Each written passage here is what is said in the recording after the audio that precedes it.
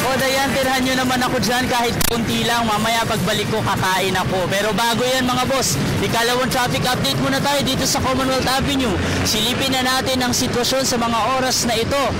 Nakikita nyo naman, napakarami pa rin mga sasakyan. Yung mga papunta na yan ng area ng Philcoa at Elliptical Road.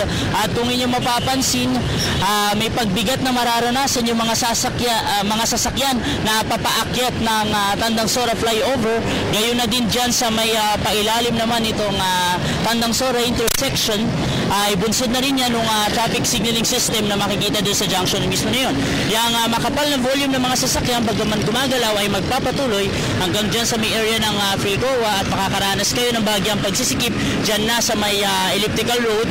Kung kayo ay papunta na ng or palabas ng Quezon Avenue, may pagsisikip dyan hanggang dyan sa may East Avenue, wala na magiging problema. Yung mga Pakalayan Avenue at papalik papunta dito sa Commonwealth Avenue.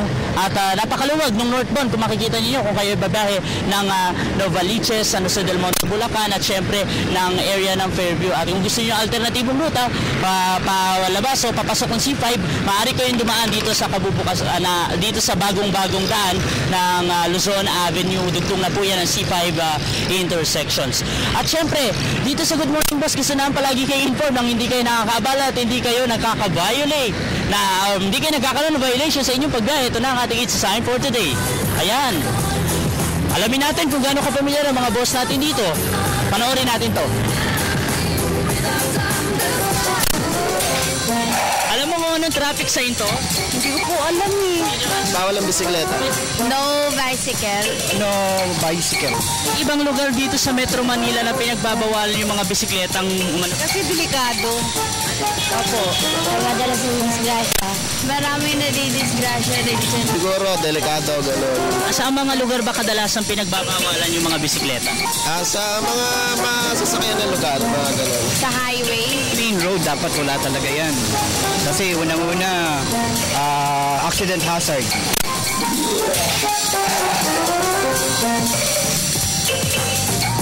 Napakalinaw at pamilyar ang mga boss natin dyan. At syempre, ang sign na to ay ang no bicycles allowed o bikes not allowed. Madalas ito makikita syempre sa mga pangunahing kalsada at sa mga expressway. Ano ba yung mga lugar na pinagbabawalan ng bisikleta? Syempre, yung mga expressway, kagaya North Luzon Expressway, South Luzon Expressway, at marami pang iba. At syempre, pamilyar na tayo na bawal ang bisikleta sa ilang parte ng EDSA at Rojas Boulevard. At gayon din lalo na dito sa Commonwealth Avenue, na kinalalagyan natin, bawal po ang bisikleta. Pero, gayon pa man, ang MMDA at DPWH ay nagpatupad ng ilang proyekto upang magbigay daan sa mga siklista natin, kagaya ni Axel at ni Kuya Oji.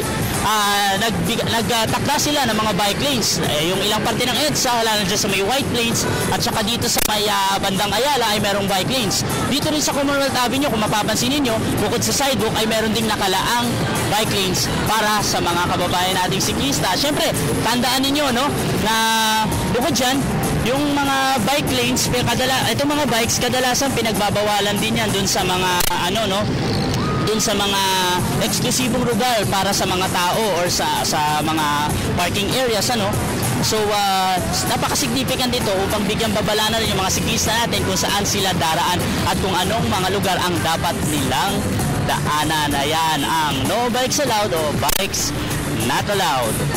At syempre para sa mga siklista, tandaan niyo to.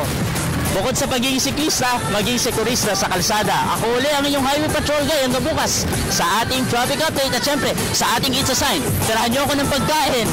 Dayan! Maraming salamat.